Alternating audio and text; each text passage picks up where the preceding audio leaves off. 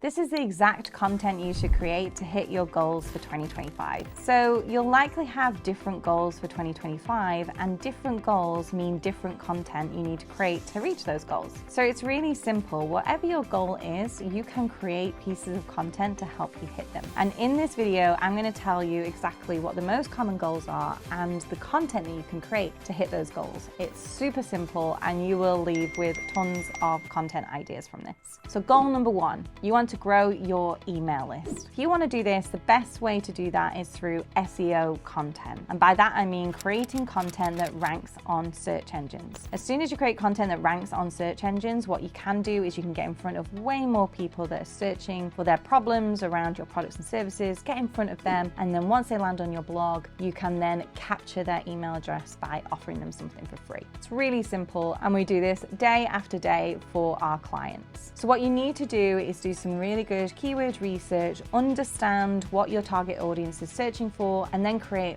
really good content that ranks on search engines and captures that audience. Goal number two, you want to become the go-to authority in your industry. When someone says your industry, you want to be the first name that pops into everyone's head. That makes sense.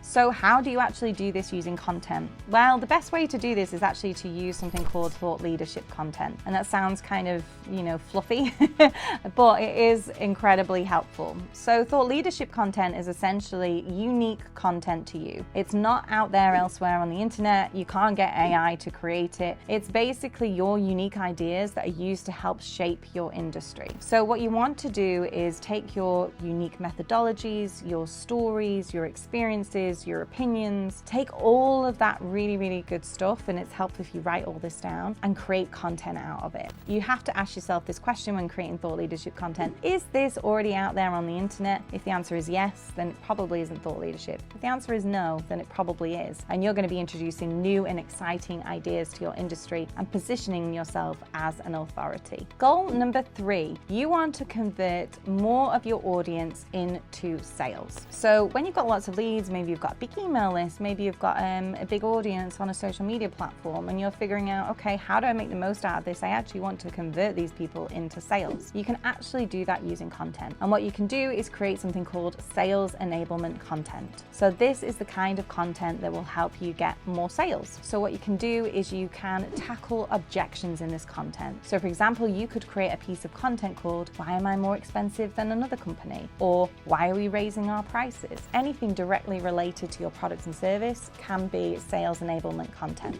You send this out to your email list, you post this on social media, you get people understanding more about your products and services, and that leads to sales. Another good example of this kind of content is content around the cost. So how much does it cost for this? How much do I charge for this? What can make the cost of the project go up? What can make the cost of the project come down? Just really exploring the topic of costs in your content can be incredibly useful. Again, you send this out to your audience and you can make direct sales from it. Essentially, sales enablement content is any content that is really helpful and directly related to your products and services. If you're still struggling with that, think about the questions that someone asks you on a sales call. Every single question that someone asks you, that's a piece of content that should be public. And finally, goal number four, better retention. So you have customers and you want to keep those customers. That makes complete sense. But when we think about kind of content marketing, we think about getting leads and sales from it. We don't generally think about content marketing as being a useful tool to retain customers. But that's exactly what it can do. You just need to think about how to make your customers more successful with content. So this is how we approach retaining customers with our content. Instead of just stopping creating content as soon as someone becomes a customer, why don't we create content just for our customers? It doesn't mean that you can't have it publicly out there for non-customers as well, but we want to create content that is really helpful for them. So the kind of content I'm talking about, just as an example, when we ran a web design agency, we created loads of content about how to write an about page, how to write a sales page, how to write,